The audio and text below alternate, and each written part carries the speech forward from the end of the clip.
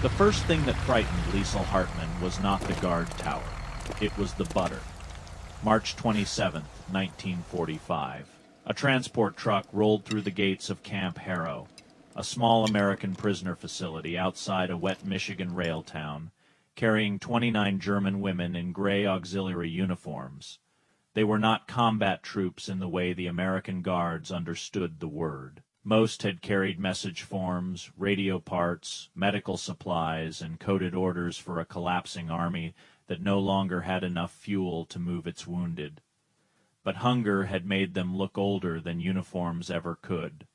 Their cheeks were hollow, their hands were swollen from cold. Their eyes moved toward every doorway the way starving people look for a kitchen. 23-year-old Liesl Hartmann stepped down from the truck last. She had been a signals assistant near the Ruhr until her unit broke apart under bombing and retreat orders that contradicted each other by the hour.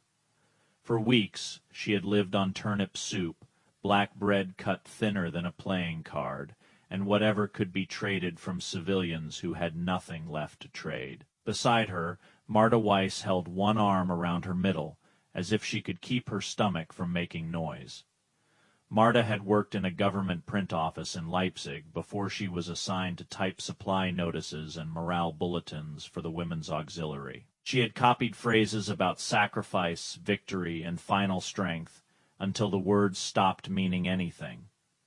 Then there was Ruth Adler, 31, the oldest in the group, with a face so still it looked carved. Ruth had been a nursing orderly during the final months on the Western Front. She had learned to wrap wounds without enough bandages, to lie to dying boys about trains that would never come, and to hide a crust of bread in her sleeve because tomorrow always demanded payment. Lieutenant Evelyn Brooks watched them file into formation. She had seen German prisoners before, men who still snapped their heels together, officers who demanded proper treatment before anyone had asked their names. These women were different. They were obedient, but not proud, afraid, but too exhausted to show it. And when a kitchen door opened somewhere behind the mess hall, every single head turned. Brooks understood the look. It was not curiosity. It was calculation. The calculation of people who had stopped believing food belonged to them. The American camp was no paradise. It had barbed wire, roll calls, blackout rules, locked gates, and guards with rifles. But to the women stepping into it, the most impossible thing about Camp Harrow was not captivity. It was that the place smelled like coffee. The first meal was served less than an hour after intake. The women were marched into a long wooden mess hall with a potbelly stove at one end, and rainwater running in shining lines down the windows. Liesl expected tin bowls. Instead, she saw white plates, forks, napkins, water glasses already filled. Marta leaned toward her and whispered in German, "Is this for officers?" Liesl did not answer. A young American sergeant named Frank Malloy stood at the front and spoke slowly, using the few German words he knew and the rest with his hands. Food, sit, eat. That much they understood. Then Corporal Samuel Ortega came out of the kitchen carrying the first tray. He was from New Mexico, though none of the prisoners knew that yet. He had learned to cook for field crews, railroad men, cousins, neighbors, and anyone else who showed up hungry at his mother's table. Camp food was supposed to be simple, but simple, in America, still meant more than the German women had seen in months. He set a plate in front of Liesl, a square of chicken pot pie, golden at the edges, mashed potatoes with gravy, carrots bright enough to look unreal, a roll split open beside a pat of yellow butter. That was the part that made her afraid. The butter, not gray margarine, not a scraped film of fat saved from a pan. Actual butter, clean and yellow, sitting there as if the war had not reached it. No one touched a fork. 29 women sat in front of 29 plates, frozen by abundance. Ruth stared at her food with open suspicion. But to the women stepping into it, the most impossible thing about Camp Harrow was not captivity. It was that the place smelled like coffee. The first meal was served less than an hour after intake. The women were marched into a long wooden mess hall with a pot-belly stove at one end, and rainwater running in shining lines down the windows. Liesel expected tin bowls. Instead, she saw white plates, forks, napkins, water glasses already filled. Marta leaned toward her and whispered in German, "Is this for officers?" Liesel did not answer. A young American sergeant named Frank Malloy stood at the front and spoke slowly, using the few German words he knew and the rest with his hands. Food, sit, eat. That much they understood. Then Corporal Samuel Ortega came out of the kitchen carrying the first tray. He was from New Mexico, though none of the prisoners knew that yet. He had learned to cook for field crews, railroad men, cousins, neighbors, and anyone else who showed up hungry at his mother's table. Camp food was supposed to be simple, but simple, in America, still meant more than the German women had seen in months. He set a plate in front of Liesel, a square of chicken pot pie, golden at the edges, mashed potatoes with gravy, carrots bright enough to look unreal, a roll split open beside a pat of yellow butter. That was the part that made her afraid. The butter, not gray margarine, not a scraped film of fat saved from a pan. Actual butter, clean and yellow, sitting there as if the war had not reached it. No one touched a fork. 29 women sat in front of 29 plates, frozen by abundance. Ruth stared at her food with open suspicion. In the last year of the Reich, extra food had meant a trap, a theft, a privilege, or a mistake that someone would punish later, Marta whispered. They want to see who takes it first. Sergeant Malloy heard the tone even if he missed the words. He looked at Ortega.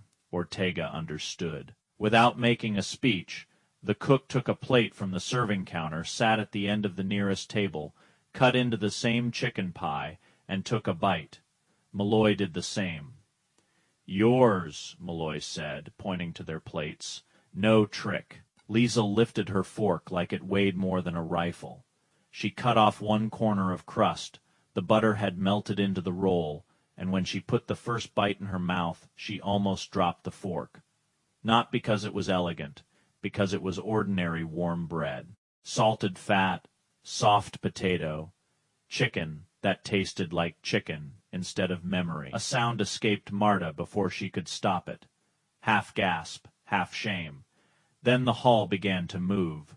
Women who had sat like statues bent over their plates. Some ate with discipline, making every bite small. Others lost control and swallowed too fast, as if an officer might walk in and snatch the plates away. Ruth ate without looking up. A tear landed in her gravy, and she did not wipe it away. Malloy noticed 3 women sliding rolls into their uniform pockets. A guard started to step forward. Malloy shook his head. "Leave it," he said quietly. The guard frowned. "Sergeant, they're stealing bread." Malloy kept his voice low. "No, they're still in the country they came from."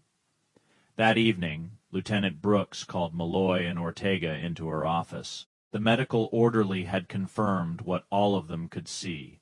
The women were not at the edge of death, but several were dangerously underfed. Sudden heavy meals could hurt them almost as much as starvation had, so Brooks made a decision. 4 smaller meals a day. Extra milk when they could tolerate it. No punishment for hoarded bread. No speeches about gratitude. "Food first," she said. "Trust later if it comes." The next morning brought eggs. That was the second shock. Real scrambled eggs, pale yellow and steaming beside oatmeal, toast, jam, and coffee, that smelled strong enough to reach the barracks before breakfast was called. Marta sat staring at the jam jar in the center of the table. "Fruit," she said softly in German, as if naming it might make it disappear.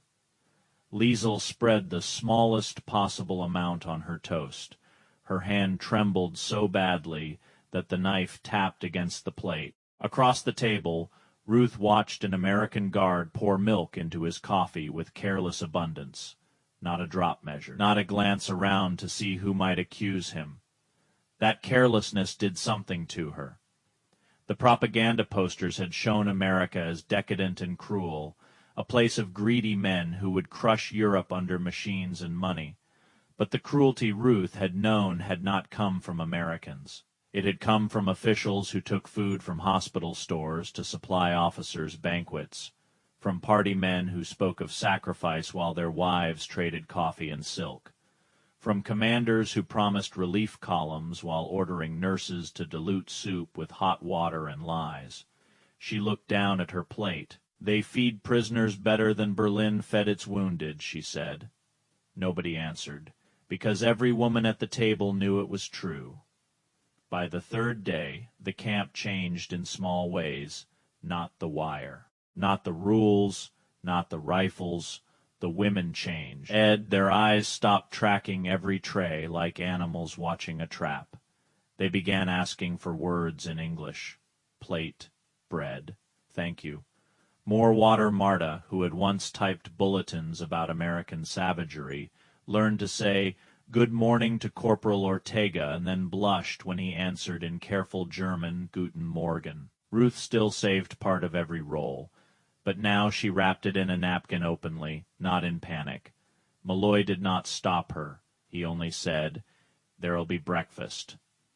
Ruth looked at him for a long moment. Then she placed the wrapped bread back on the table. It was the first surrender she had chosen herself. On April 1st, Easter Sunday arrived under a thin gray sky.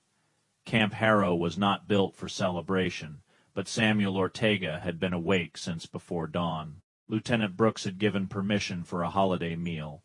The chaplain had found paper flowers in a storage box. Someone hung a crooked sign in English and German, "Easter dinner, Ostrasen." The German women saw the sign during morning roll call and did not understand what it meant for them. A holiday was something people with homes observed.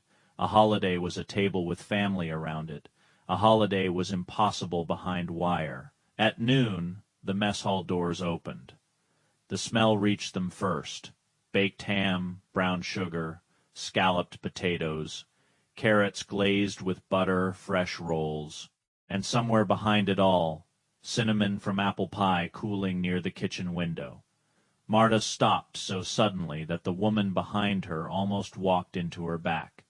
The plates were already waiting, a thick slice of ham on each one, potatoes layered with cream, green beans rolls shining from brushed butter, a wedge of apple pie set aside for after. It was not prison food. It was not ration food. It was a Sunday table in a country that still had Sundays. Sergeant Malloy stood awkwardly at the front of the hall, holding his cap in both hands. His mother was Irish, his father worked a Boston dock, and he had never spoken to 29 enemy women about Easter before. So he kept it simple. "Today is a holy day for many people," he said slowly, "and a family day for almost everybody." He gestured toward the plates. "You're far from family, so eat with us." That line did more damage than any interrogation could have done. Liesel sat down, but did not touch the food. Marta's lips parted. Ruth closed her eyes. They had prepared themselves for anger from Americans, for contempt, for lectures, even for revenge. They had not prepared themselves to be included, not forgiven, not excused, not told that the war had been a misunderstanding, included as hungry people, as women far from home. As human beings seated at a holiday meal, Marta picked up her fork first. She cut a piece of ham and chewed slowly. Then she put the fork down and covered her mouth with both hands. "I wrote that they would starve us," she said. Her voice broke. "I wrote it. I typed those words." Across the room, another woman began to cry. Then another, not loud crying, not performance. The quiet collapse of people whose last defense had been certainty, the certainty that they were righteous, the certainty that their suffering had meaning, the certainty that the enemy was worse, Liesel looked at the ham, the potatoes, the pie waiting at the edge of the plate.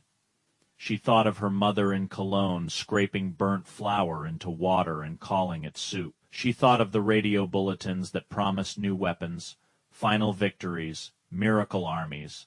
She thought of children picking through ruins for potato peelings, while officials still spoke of destiny. And then she looked at Malloy, embarrassed by his own kindness, and Ortega, standing near the kitchen door to make sure everyone had enough.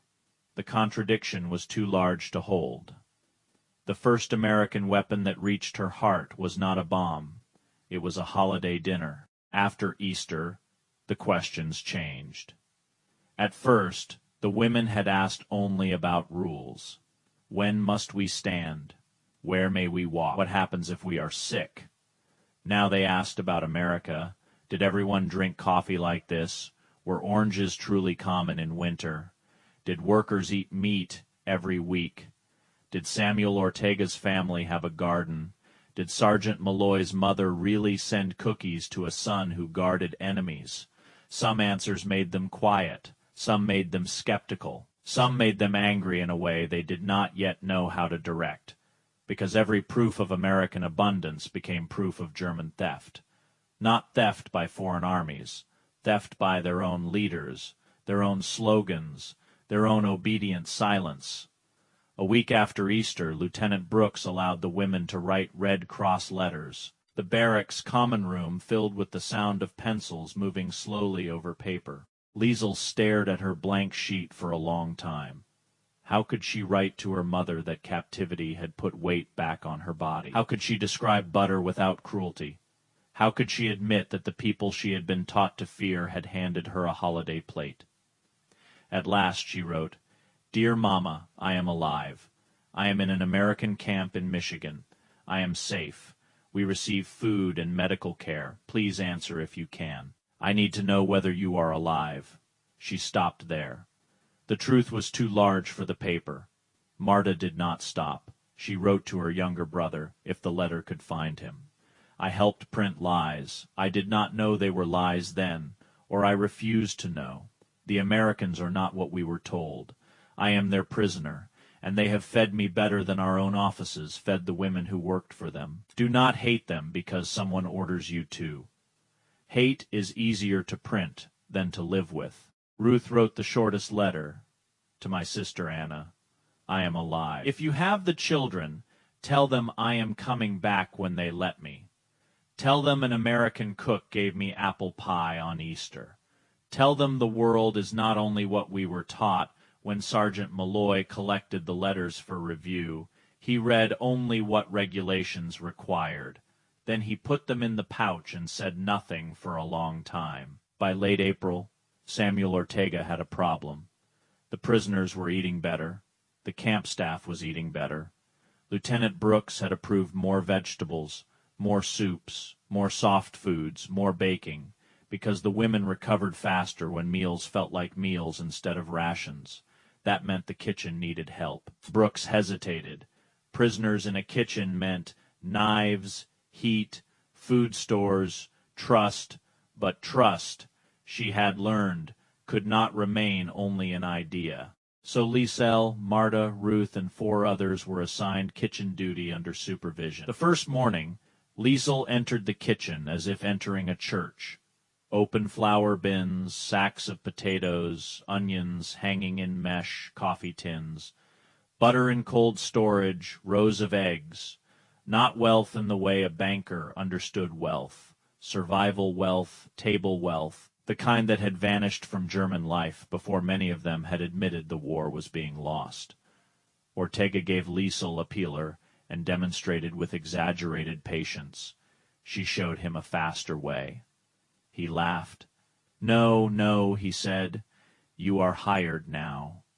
She did not understand every word, but she understood the smile. Within days, the kitchen became the strangest room in Camp Harrow. A Mexican-American corporal from New Mexico taught German prisoners how to season beans with onion and bacon fat. A woman from Leipzig showed him how to stretch potatoes into dumplings. Lings, Ruth repaired a soup by adding vinegar at the end, and Ortega stared at the pot like she had performed a magic trick.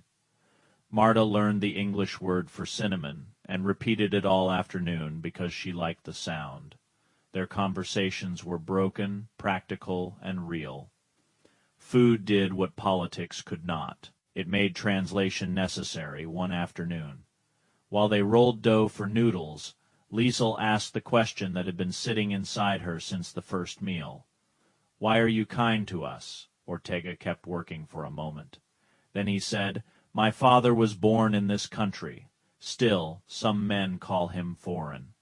He dusted flour from his hands. "My mother says, 'A hungry person is not a flag. A hungry person is a hungry person.'" Liesel looked down at the dough. For years, her country had taught her to divide the world into categories: German and enemy, pure and impure, useful and useless, loyal and suspect.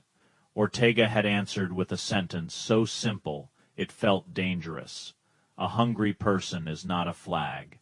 After that day, Liesel stopped thinking of the kitchen as work. She thought of it as proof. On May 8, 1945, the war in Europe ended. The news reached Camp Harrow after breakfast. Germany had surrendered unconditionally. Hitler was dead.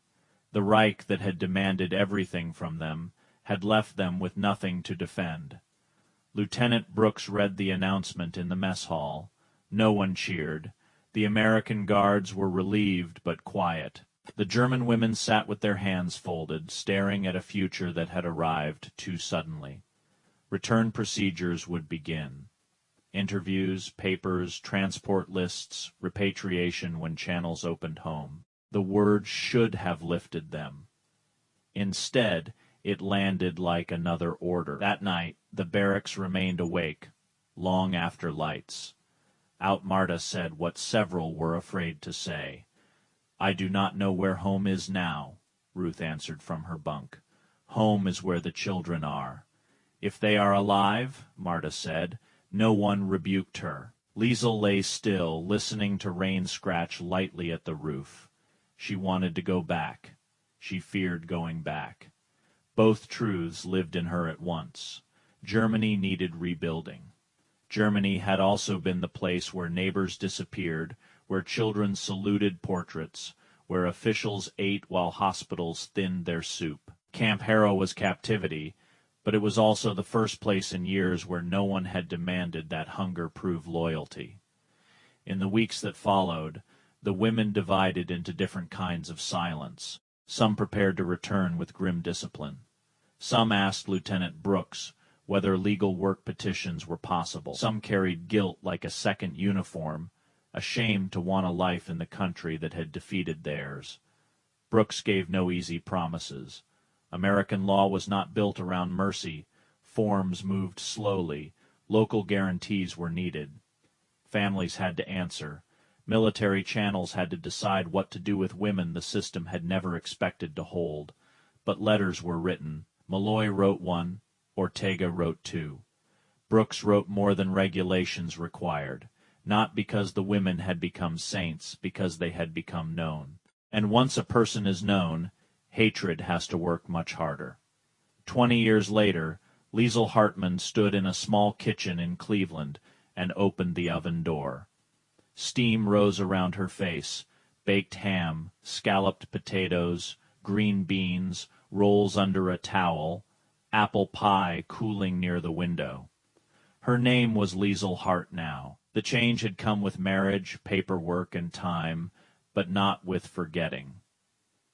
On the wall hung a photograph of her American husband in a Navy uniform, her 2 sons in school clothes, and her daughter missing one front tooth and laughing at something outside the frame. Every Easter, Liesel cooked the same meal, not because it was German, not because it was fancy, not because anyone in the family demanded it, because on Easter Sunday in 1945, behind wire in a Michigan camp, that meal had done what no speech could do. It had made a lie collapse in her mouth. Marta had stayed in America, too.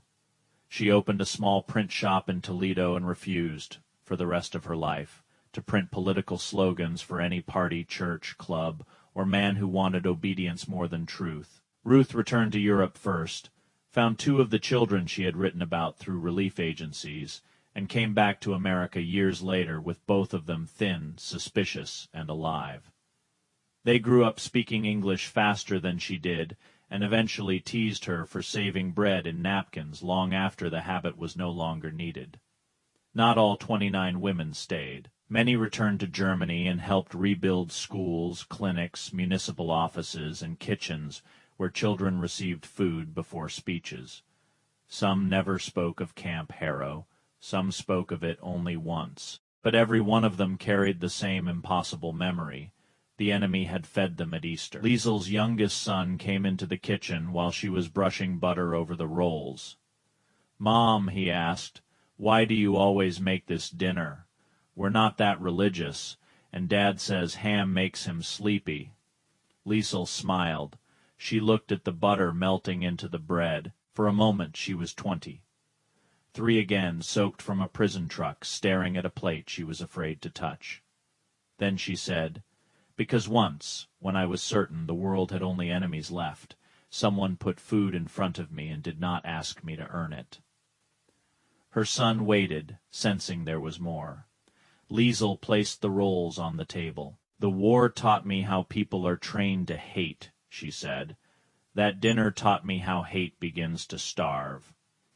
The guard towers are gone now. The wire is gone. The camp buildings have been pulled down or swallowed by weeds. But somewhere in the lives that followed, in kitchens, letters, bakeries, rebuilt classrooms, and children who learned different stories than their mothers had been taught, that Easter meal kept doing its quiet work. The war had taught Liesel to recognize enemies. A plate of food taught her to recognize people.